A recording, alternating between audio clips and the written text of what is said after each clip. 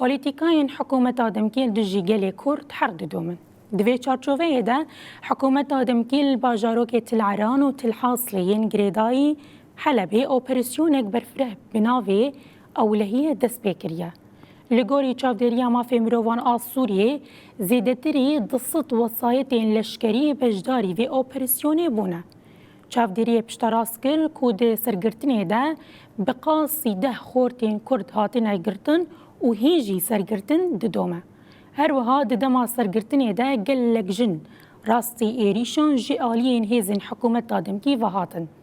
Ji bilî vê yekê jî di nava wan hêzan de yên ku beşdarî operasyonê bûne komên Emşat û Hemzat hene.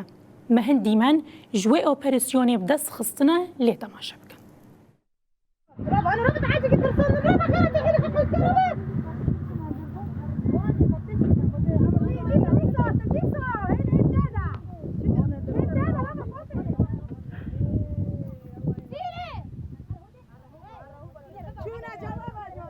Kaç hat never, hat never.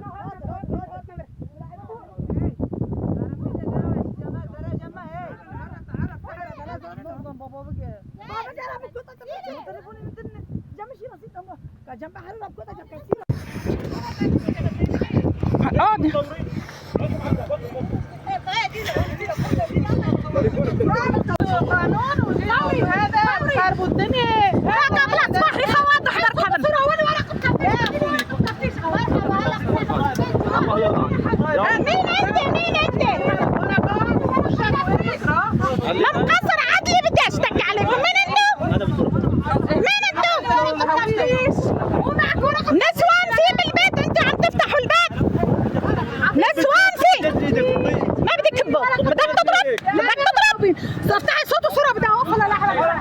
اعطيني ورقة تفتيش. مو عندك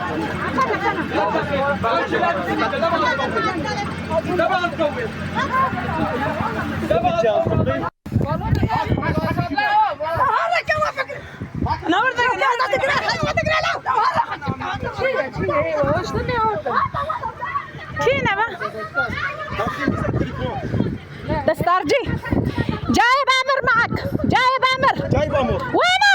معي. وين الامر؟ وين الامر؟ عم تعددوا عن نسوان، وين الامر؟ وين الامر معكم؟ وينه؟ ما يصير والله ما يصير يا جدعان. انا صغاري يخافوا. وين الامر؟ هاتوا الورقة. وين الامر؟ هاتوا الورقة. بعد هيك هات الورقة. في نسوان جوا انت عم تقول الورقة. هات الورقة التفتيش. هات الورقة. وين الامر؟ ما حدا هيقرب هات على ورقة النسوان. التفتيش. ما حدا يقرب ولا نسوان ولا غيره. بس انتوا خليكم معكم. بعد هيك بعد هيك اعطيني ورقة تفتيش. اعطيني ورقة تفتيش. انا